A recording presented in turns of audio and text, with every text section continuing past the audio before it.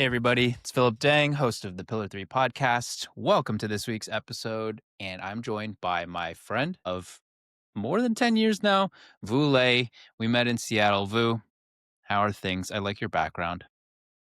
Hey Philip. Yeah, I'm doing okay. I got some chocolate. That's like my main coping mechanism right now is Let's talk chocolate and about that's that it. for a second. What chocolate are we working with today?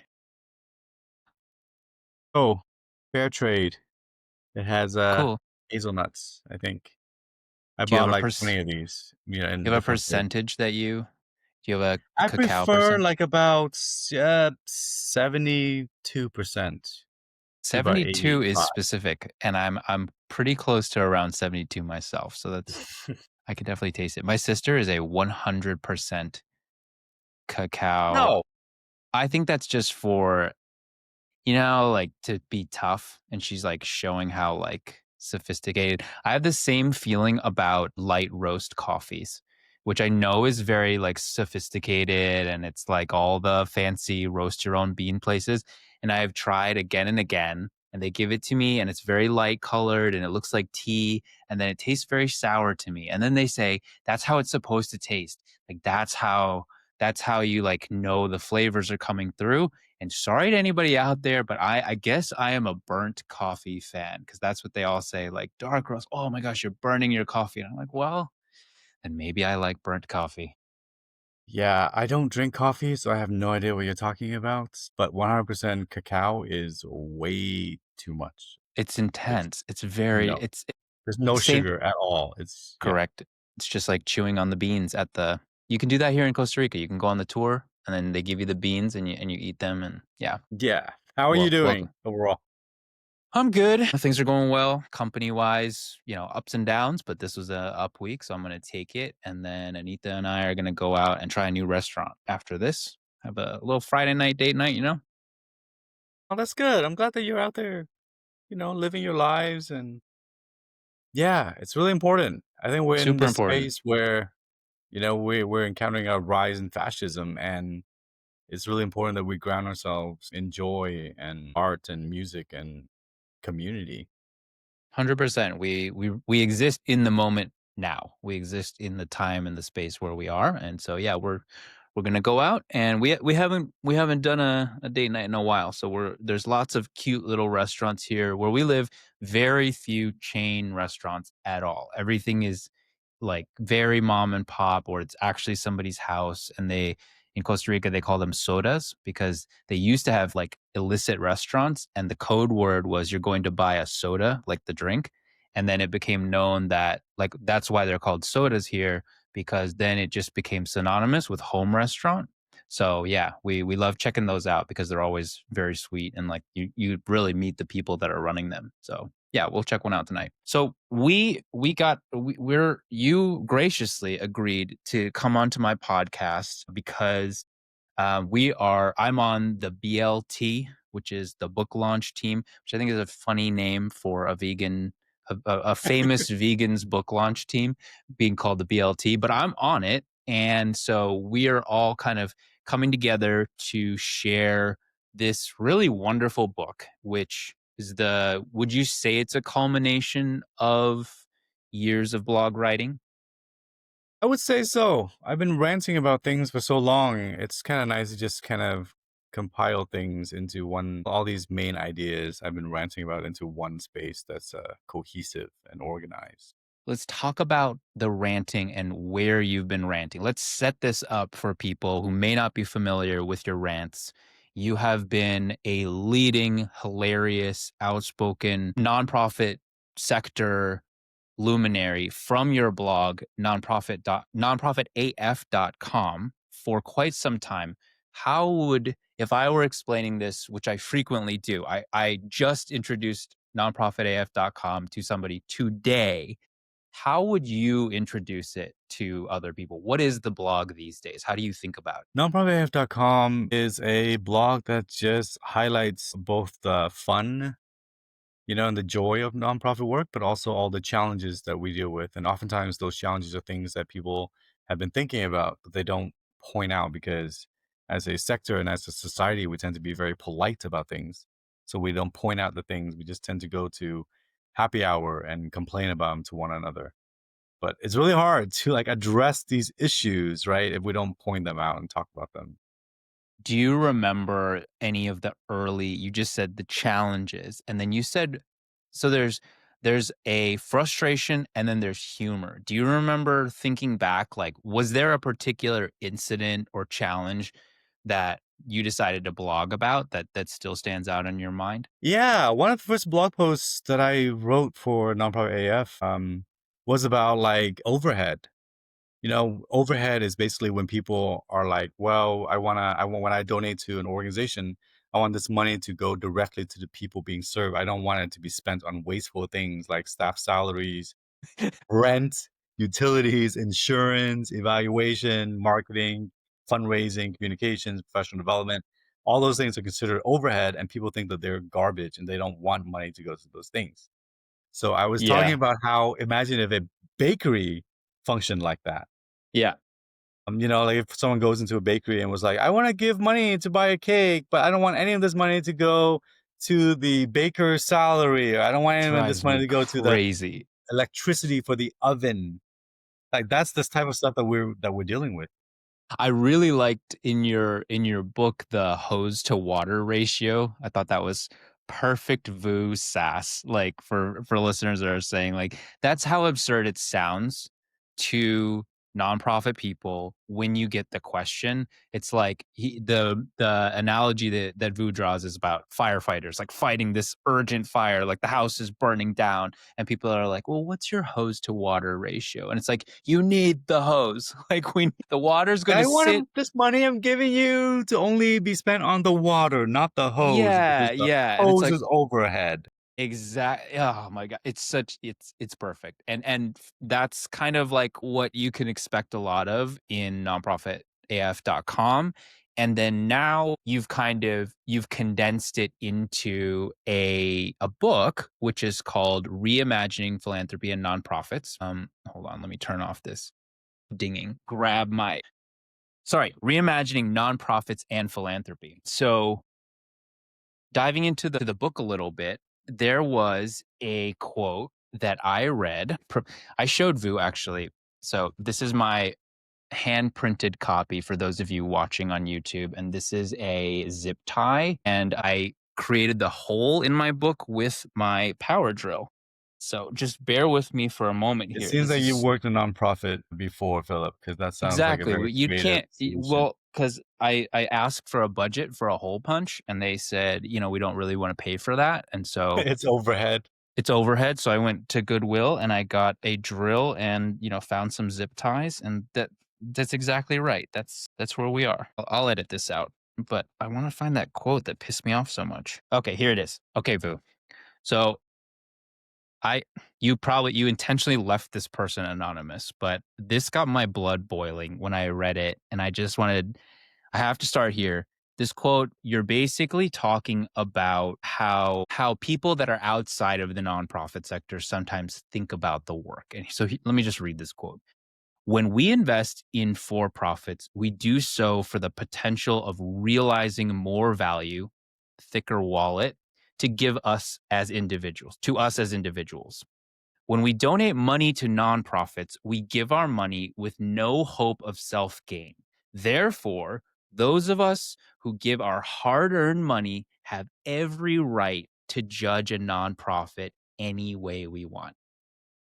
I freaking lost my mind when I read that quote, Vu. So, can we just start there for a second? Like, why did you include that in the book? Was it to piss me off?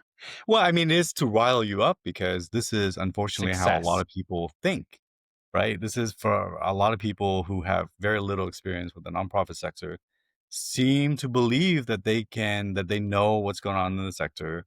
And then they have certain values and judgments that they place on nonprofit. Like they think uh, people should not be paid well, for example. They think the overhead should be low. They think many of us should be thankful, and they also think that the work is so easy. They think like this work is really easy, and I get irritated because I hear people saying things. We all, I think, work in this sector. Hear people saying stuff like, "Oh, when I retire, I'm gonna form a nonprofit because it's so easy." Can you imagine if any of us who work in nonprofits like, when I retire from my work running this homeless shelter, I'm gonna open a law firm because that just seems so much more relaxing and meaningful. Well, Whatever. I've done it. I've done both now. So I mean, not a huge sample size, but I can speak to this fact. I started a nonprofit. That's how you and I met. And it was crushingly difficult. And then I now run a for profit, a tech startup, and it's really hard. But I will say the nonprofit was harder. And it's because I always talk to people about this. I wonder how you think about it. But I always try to tell people that don't have nonprofit sector experience, it's like running two businesses at once. Because there's the business where you're providing the service or doing the thing, and then there's a whole other business essentially that is raising the funds for that. Because if you run, easy example, if you run a soup kitchen, right? The people that come in to eat your food don't pay for the food. Like in a restaurant, you go in, you pay for the food, simple transaction. So you have to figure out how to operate like a restaurant, except you have this extra layer of challenge, which is the people who come in, you want to give them good, hot, nutritious food, and they don't have to pay. And so then you and your team have to figure out, where does that funding come from? So when people say, "Oh, nonprofits are so inefficient," or like all these kind of things, it's infuriating. And then they're coming at it a lot of times with this external layer of like power almost, with no hope of self gain. Therefore, we have every right to judge a nonprofit any way we want. That's like, that's snappy. That's like, It you is it know? is infuriating. It's definitely infuriating. And this was a quote that I years ago. And Mm, unfortunately, since then, that hasn't really changed much. And I think it's because society does not value nonprofit very much. And I think one of the reasons is because we're oftentimes invisible, right? In the book, I compare nonprofit sector to like air, whereas other sectors are like food. And food is very important, right? But people focus on food more because they can see it, so they can take pictures of it. could But, taste but it. no one, yeah, they can taste it and they can like, oh, this is amazing. Like I really like this. I can go to a restaurant but air is just as important, if not more so. We all benefit from it. We don't Mm, pay any attention to it though until it's gone, yeah. right? And that's kind of what has been like with nonprofits. Like many of us just don't pay attention to food pantries, for example, or we Hmm. don't pay attention to senior centers until, we grow old or our parents age. And then we start thinking about it. We don't think about like the arts that are around us that many nonprofits have been helping to procure and curate and find sponsors for and stuff. Yeah. So we all benefit from nonprofits, just like we benefit from air, but people do not appreciate it. We take it for granted. Well, one of the things that I've been talking about a lot on Pillar 3, like writing about in my blog, and it's a core idea of what I'm thinking about these days. I'm curious your response because I think it's related. I also feel fundamentally that nonprofits are way undervalued, way underappreciated, frankly misunderstood. And so one of the things that I've been trying to get people to see is that it's not just the missions about of nonprofits that are really important, but just the idea that people, really talented, really smart, really hardworking, creative people can come together and do amazing things, things that are as cool as private sector things, and yet the motivation for them is not profit. Is in fact, it's like the opposite of this person saying, with no hope of self gain. Yeah, flip that and say, isn't it incredible that these people are coming together and doing this work and organizing themselves, finding resources, delivering incredible services in many cases, superior services in many cases. How do you think about that? I think it's a technology. I think people having found a way to organize themselves in a capitalist world that's built for profit, that they found another way to do things. I think that's amazing. I don't know. Have you ever thought about it that way? Yeah, I think it's absolutely great. I mean, just the work that we all do and what nonprofits have been able to achieve throughout, hundreds of years of US history in particular, which is, what I'm familiar with. Although I know in other countries and stuff, there's also different organizations that do incredible work.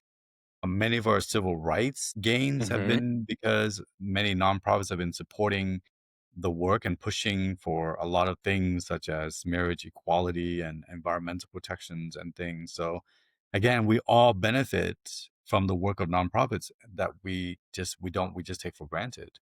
Yeah, absolutely. So you talk about the nine horsemen that kind of hold, and that's a riff on the, what is it? The three horsemen? The four horsemen of the Four horsemen. apocalypse? Yeah. Yeah. You added five more horses, and they're coming in and they're kind of just wreaking havoc across the nonprofit sector. Do you want to talk about a particular equestrian, one of these? Do you want to talk about one of your in this demonic horse Yeah. race? Yeah, that chapter I really like because it's talking about like all the factors, the horsemen of nonprofit and philanthropic ineffectiveness. And I point out 9, although I'm pretty sure there are way more, right? And so one of them I really think is the first one, I believe, is like the sort of suppressed imagination. Yeah, which is like in many ways, we as a sector, but also as a society, has lost our imagination. We don't think about like what is the ideal world that we want to build. I think many of us have just kind of given up and just think, oh, how do I make this world slightly less shitty? Which is important too, but we really need to start thinking, what are we working towards here? And I think that what we need to start really doing, and many of us say things like, well, we want to work towards a world where many of us don't. They're not they're not that many nonprofits or foundations, right? Many of us would just work ourselves out of a job because we don't need food pantries. We don't need homeless shelters because society will be taking care of its people. Government will be taking care of its people, and the private sector wouldn't be exploiting workers and so on. So I would say that we need to kind of restore this. The example I gave in the book for like the suppressed imagination is like basically like defund the police. We reach a point now where the police budget is just like significantly higher in every single city than education, than housing, than civic engagement, Hmm. right? And I think about if this were like a dystopian, like if anyone who is not familiar with the US, like some aliens that came to visit and they looked at our budget and they see that like the police budget is like 10 times more than education or civics or whatever. Like they think this is a very dystopian society. But Yeah. when we start talking about let's defund the police, many people in society, but also in nonprofit and philanthropy, were like, well, we can't, that would never come to be. Like we need to have a police presence. Like they just could not imagine a society that's peaceful enough where we don't need that strong a police presence.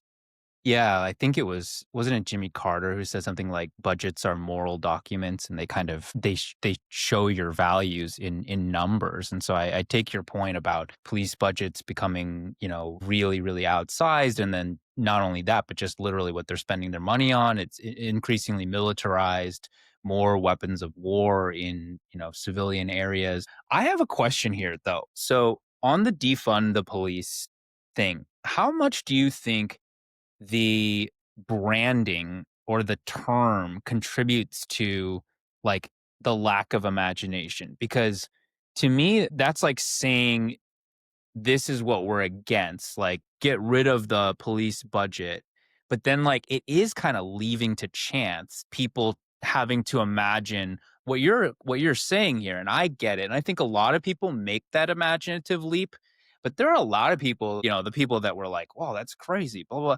Do you think, I mean, that kind of caught on, right? Like that was a really intense moment where a lot of people were speaking out, and that sort of caught on as this phrase that I think people that could imagine the way that you're talking about grabbed on and said, "Yep." And then to me it seemed like there were a lot of people that they had that imagination gap and they needed like a bridge or something. How much do you think about like, do we need to put forth a little bit more of a clear picture of do you have to describe that world for some people, or can you continue to say like, eliminating this and then leave them to fill in the blank and figure out what is that supposed to create space for. How do you think about that? Yeah, I mean, we can talk about the messaging and how we can most effectively get people to understand and buy into this vision, right? But I mean, a lot of people will talk about, well, what do we do when we defund the police? We start investing in communities. We start having community solutions, more social workers. If we can invest this money into stabilizing housing or doing other things and mental health services and other things, then maybe we won't have so much of the problems that we would need the police theoretically to address. So, and that's we do need to do a better job communicating this. On the other hand, one of the other horsemen is toxic intellectualization, Mhm. which is like our need to constantly, at least on the progressive side of things, constantly talk about and think about and write white paper and do research, and spend endless amounts of time in summits and conversations instead of actually acting on things. Mhm. Whereas conservative movements have been really great about pushing these things. In one of the recent blog posts that I wrote, I was talking about the Overton window, right? Mhm. The Overton window is basically this period, uh, um, like where people can accept certain things in society. So in the past, for example, marriage equality was not within that window until suddenly it widened to now. The window has widened so that marriage equality is just like a basic thing now. The window has now moved towards or expanded enough where Overton, where society can accept marriage equality. So the conservative movements have been very good at using the Overton window.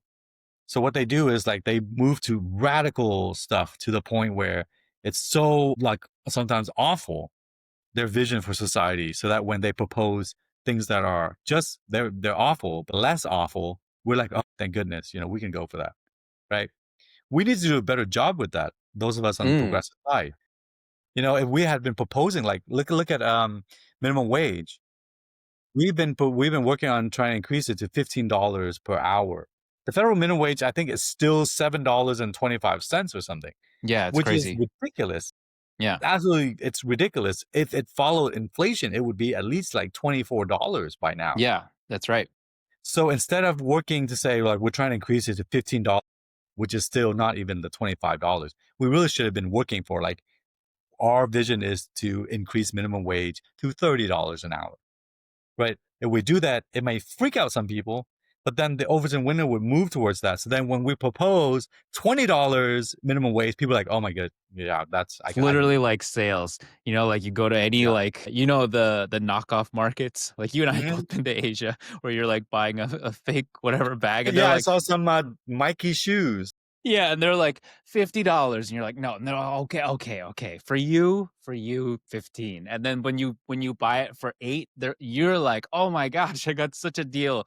And then it costs them, like 2. And so everybody's leaves happy. Yeah. I take your point. Absolutely. I mean, I think calling out the lack of imagination or maybe even encouraging people to just have a bigger sense of imagination too. I think there are some people doing it and maybe folks on the left on progressives are starting to get the message because I'm hearing a lot of like, hey, we can't just be against Trump, against whatever. Like, we have to put forth a compelling vision. We have to put forth something that excites people and gets people to say, yes, that's what I want. Like, that's what society should be. So I totally hear that. And also on toxic intellectualizing, I think, yeah, what's the balance, right? Because I think, there's you should be strategic. You shouldn't, what do they say? Like ready, fire, aim.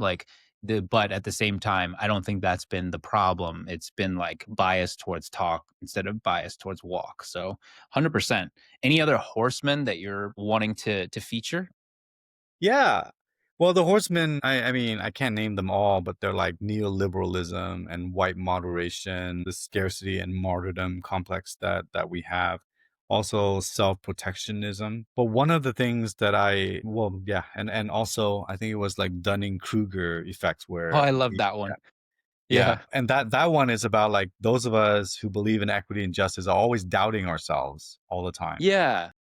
Whereas people who believe in injustice and who want to create a really terrible world that's full of cruelty and chaos, they're so full of themselves. So they're Yeah. so full of confidence, and well, Yeah. they're also full of themselves, but they're also very full of confidence. So Yeah. they Sure. move very quickly because they're like, I know this is the truth. I know this is what is needed in the world that I'm trying to create. Whereas over here on the progressive side, like, we're trying to make the world better, but we're just filled with self doubt all the time. Yeah. But the one I really want to highlight is the white moderation one, because this is probably one of the biggest threats to justice. And it came from MLK, who in his letter from Birmingham jail wrote that the biggest threat towards justice are not the people like, like burning crosses and being overtly racist. It's the very nice people on the side, right? Who are like, oh yeah, I truly believe in your mission and vision, and I believe in an equitable world. But can we just be nicer? Can we like be civil? Like, why do you swear so much? Can we, can we be more pragmatic? Like, those are the people that MLK said was the biggest threat to justice, Hmm. and I believe that our sector is often in this space where we're just one giant white moderate sector of people who believe in equity and justice, but who are so focused on civility and niceness and respectability and not creating friction and tension than we are about actually achieving this vision. How do we flip that? Like, how do we take some of these nice people and turn up the heat, turn up the urgency a little bit, make them a little bit less conflict averse? What are some of the strategies that work for that? Is humor one of them, like that you deploy?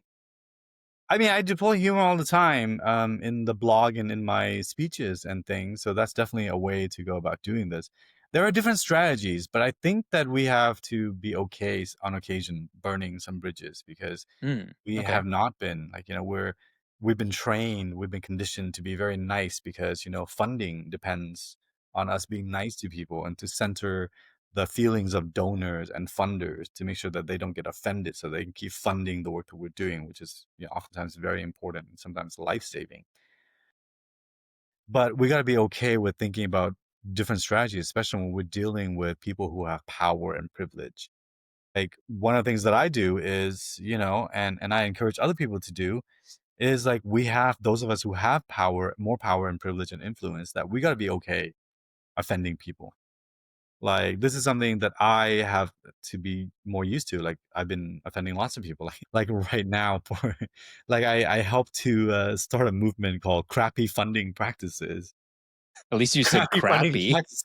Right, You Crappy could have Funding gone, Practices, CFP. And it's basically like a group of volunteers, brilliant, amazing volunteers, that you can nominate a funder to, and then they will call out this funder for doing something crappy, and you can remain anonymous. Because of the power wow, dynamics, a lot of people just can't go and call out people. So we need a mechanism for people to can that's to can do that. so creative. Oh my gosh. Wow. Anybody out there, I'm sure there's somebody listening that wanted to say something. Check out crappy funding practices, Crappy funding CFP. practices, you can just go on to LinkedIn. I think it has like 30,000 followers within like a year or so now. There's a Yeah. Google form where Okay. you can just nominate a funder anonymously and no one needs to know that it's you. And then the team will go through that and do some fact checking and stuff, and then, Okay. Good. Good. call it out. Important. Yeah, That's absolutely. awesome. And then it gets called out On on social LinkedIn media, mostly, on and LinkedIn. by Okay. name. We'll call out foundations by name, and there are so many foundations that have been wasting nonprofits' time. Like, I think one of the foundations we called out, I forgot the name of it, but like, they were boasting that they had like 4,000 applications, and they were only giving out like 6 grants of $500 each, and they had 4,000. They were boasting about that. And we were calculating about, like, if it takes, I don't know, a certain number of hours times 4,000, you wasted like a You million. gotta put that on blast. You Yeah. gotta put So that we had on to blast. blast them. Like, this is not something for you to be proud of. You're only Hate giving that. out $1,000 total, and you're expecting 4,000 organizations to waste their time applying. Yeah, we call them out on crappy funding practices. Okay. Okay. Wow.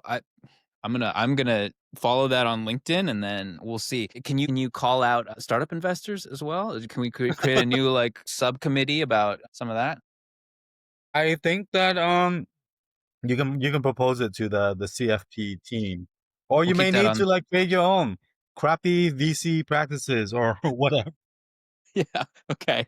Yeah. I might need to be anonymous though, since we haven't raised very much money yet. So okay, well, that's really cool. So then further on, another section that I think is really interesting is the section on leadership. What caused you to focus a little bit more there? I think it's something that is very, very on people's minds right now. There's obviously a lot changing in the sector financially. You just touched upon some of it. You are calling for pretty radical or at least fearsome change. So you're speaking to leaders in the nonprofit sector, and maybe we can also define what we want to mean by leaders. But intergenerationally, I think there's a big difference between maybe the classic sector and then people that are coming up now, people that are coming up in a different information environment with a different politics, rising fascism. They're definitely people that are looking at the space and seeing something. We need something different. Can you talk a little bit about the leadership section and just, for folks out there that may be nonprofit leaders that have been looking for some guidance or for some community to navigate this time? How did that chapter come together? Yeah, I think about leadership a lot because I've run two nonprofits now. I lead in other ways. Doesn't mean I always like it or I'm good at it, right? But oftentimes this is where we find ourselves. And so I think about like the important roles of leaders and also the fact that many have been burning out. Yeah.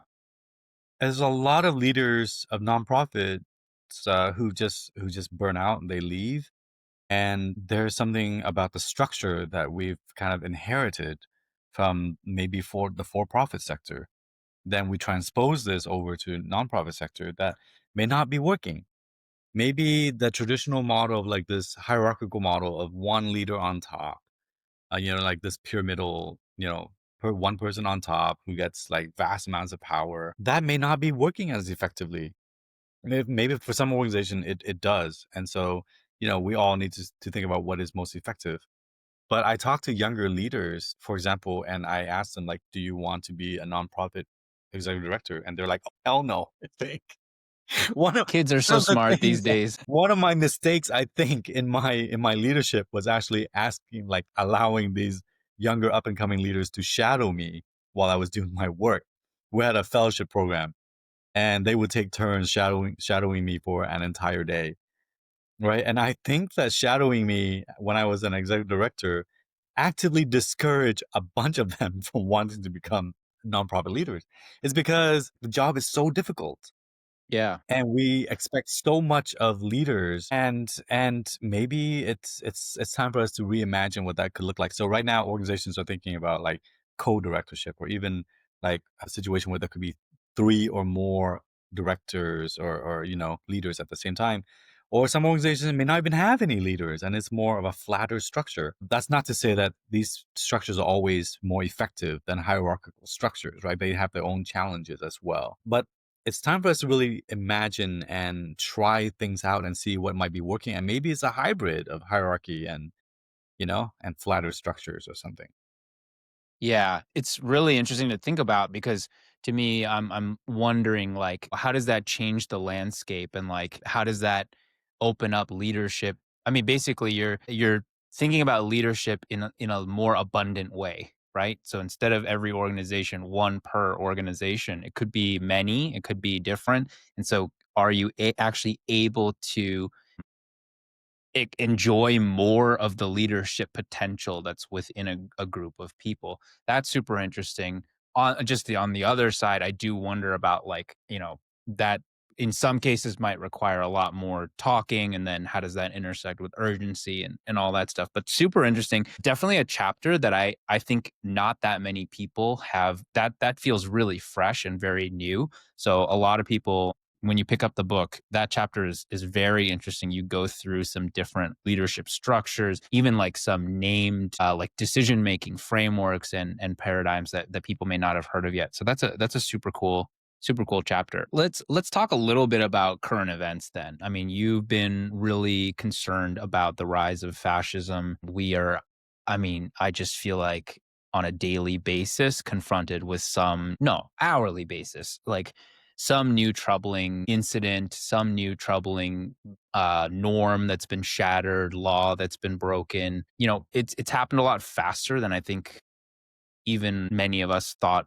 was going to be possible. So, what are you I guess where are you? I mean, in sort of thinking about how to participate. You've got the book, you've got your advocacy, you've got your leadership. Where are you just in a personal sense?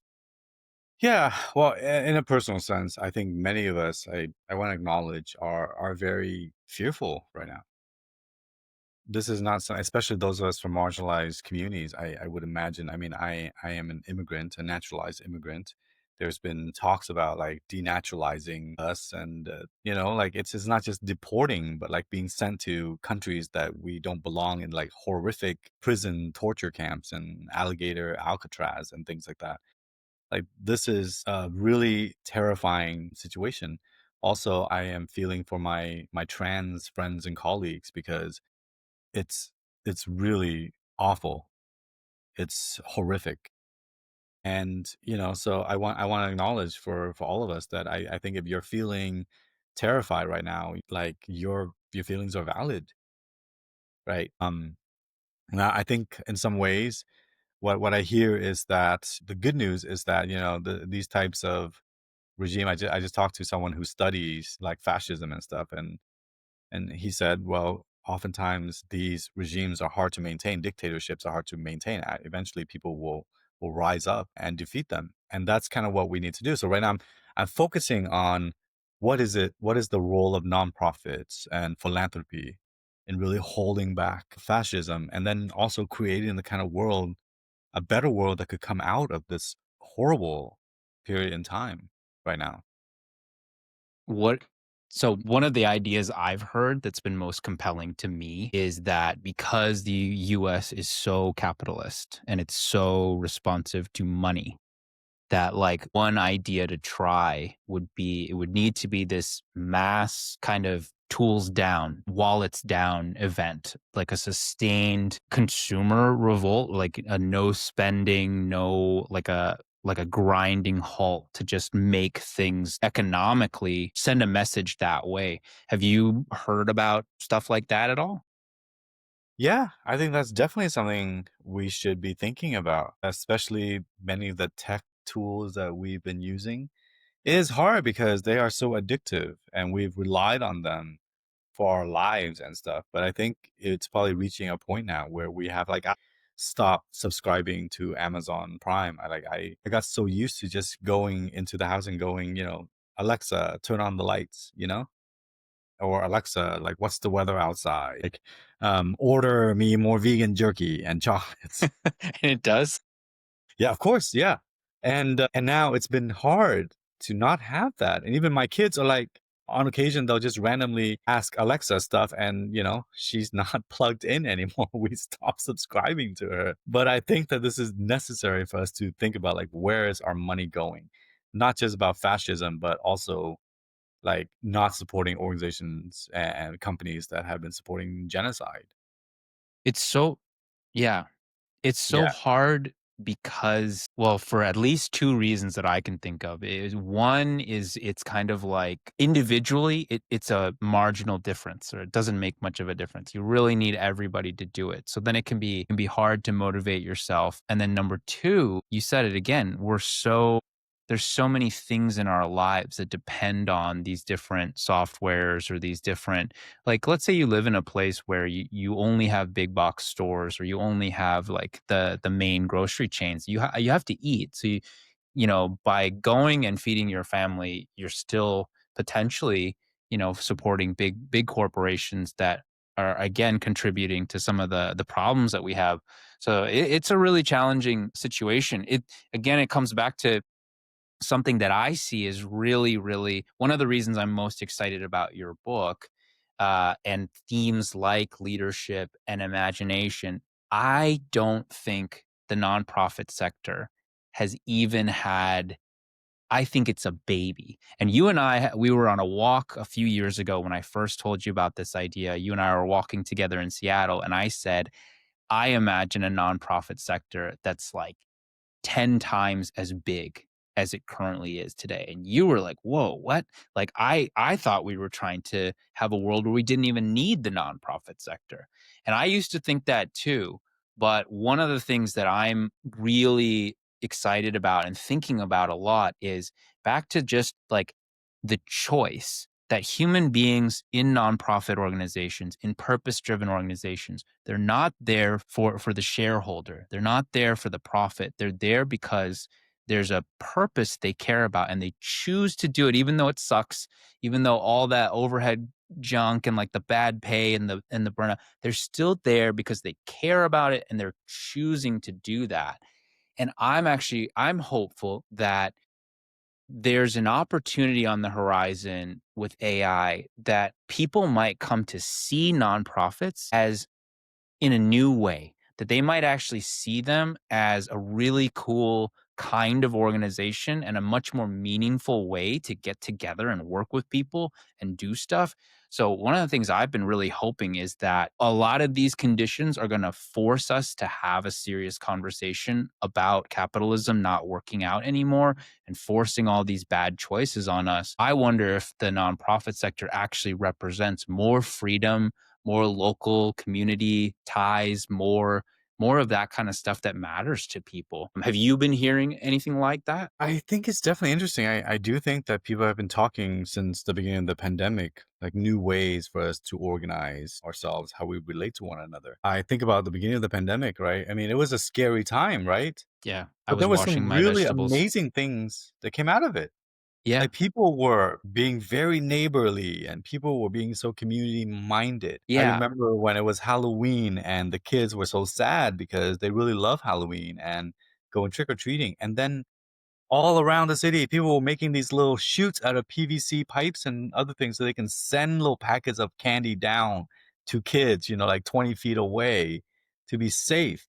Like people were so creative thinking about how we can still connect to one another, even though we had to be so far apart from one another. In many Yeah. ways, it was ironic that we were told to be separate from one another, and that brought us closer together in different ways. So I think about like this time period and what are some of the opportunities for us to reimagine what society could be like, and maybe your vision, I don't know, maybe we can compromise. Like I think that we need to have situations where many of these nonprofits do need to go away because society has solved many of these problems. For example, homelessness shelters and domestic violence shelters, or like food pantries and other like really critical important organizations. But hopefully if we do a really good job solving many of the challenges of capitalism, then we won't have these nonprofits being needed as much anymore, right? They're Yeah. they're vital right now, but do we want them to be vital? What does that mean that they're vital?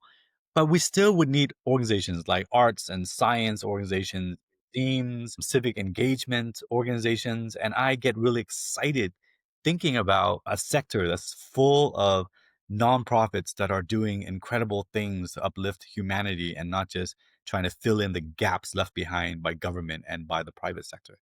I agree. I think for me, this is me imagining big. This is me answering your call in the book to imagine basically Main Street, every town square's businesses actually operating much more like nonprofits. And your pandemic example reminded me one thing I observed during COVID was that many businesses switched into nonprofit mode. Do you remember Yeah, that?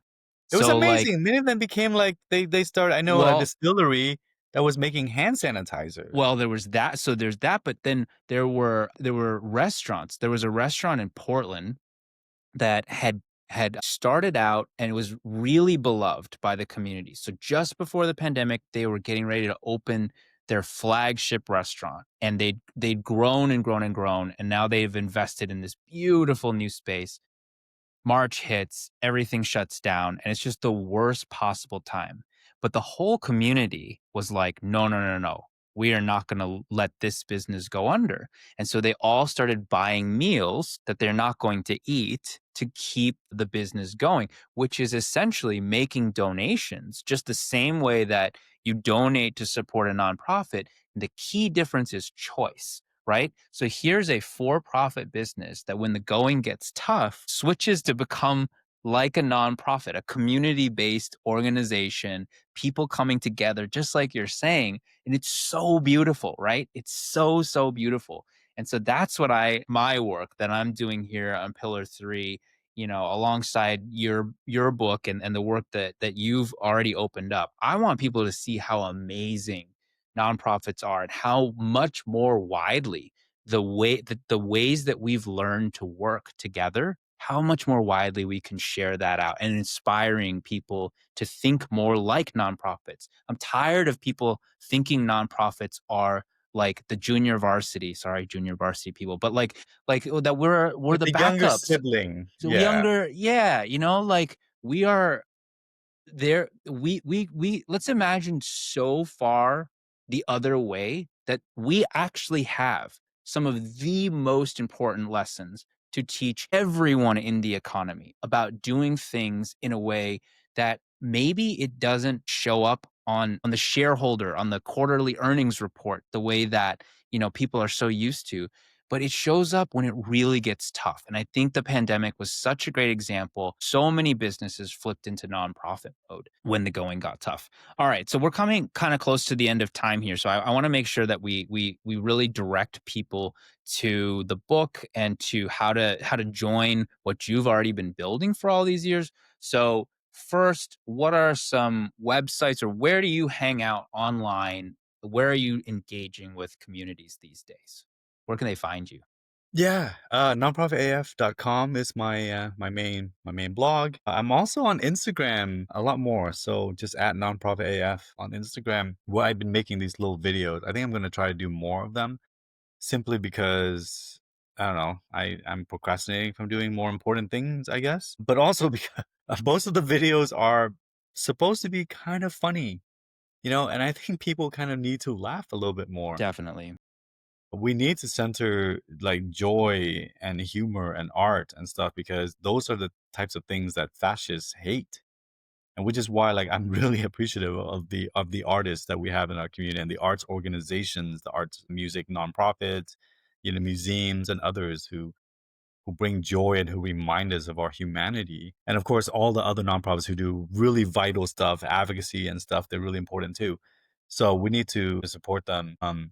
Anyway, but getting back to what I was saying, yeah, go find me on Instagram. Right now it's around Halloween. I do like nonprofit scary stories where I just I'm under the cover telling the scary story of like our founder who wouldn't leave, or the donor donates like 12 cans of expired beets or something.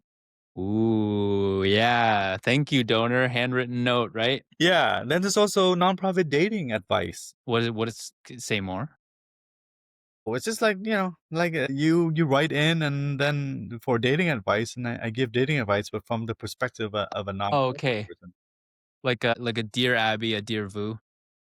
Yeah, but from a nonprofit perspective, Yeah, like yeah. I like that.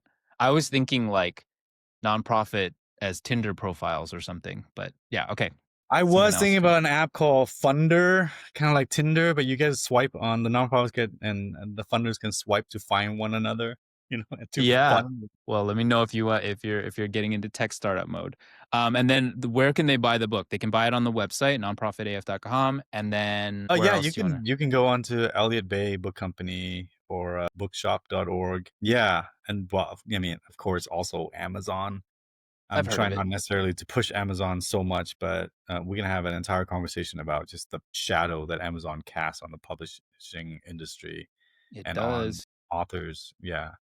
So Yeah, there's a yeah. fake book about you, right? Don't go to it, everybody. We're not even going to talk about it. But there's like a fake book that came out that's probably AI generated, maybe a real person, maybe not. But like it literally beat your actual book to publication because that's the world that we're dealing Yeah, with it's now. an AI book. It was called like Key Learnings from Non Reimagining Nonprofits and Philanthropy. Like I lessons have from the Wu Lei's only new book. copy. And so how could they write that, right? I know exactly. Like, and it's coming out like right now. I don't know how they got a hold of the book, or if they just like scanned my blog posts and figured Yeah, it out. But like, this is, I don't probably. know. You're the That's AI yeah. guy, so I'm sure. you have That's more thoughts horrible. about Yeah, it. I'm not responsible for that one, but yeah, I will be addressing it in future podcasts because I think this is a problem. But Vu, it is always wonderful to hang out with you. You have been by me at some of the times where I, as a nonprofit executive director at the time, was in the depths of these challenges and these emotional pits of despair that you write about in parts of the book. And you at the time, you were giving me much of this advice, there on a park bench, there in the headquarters of RVC, the organization you founded and were leading at the time. So I am really, really grateful for you. And I also just want to say, you take a lot on and you take a lot of incoming for the way that you speak out and the world comes at you.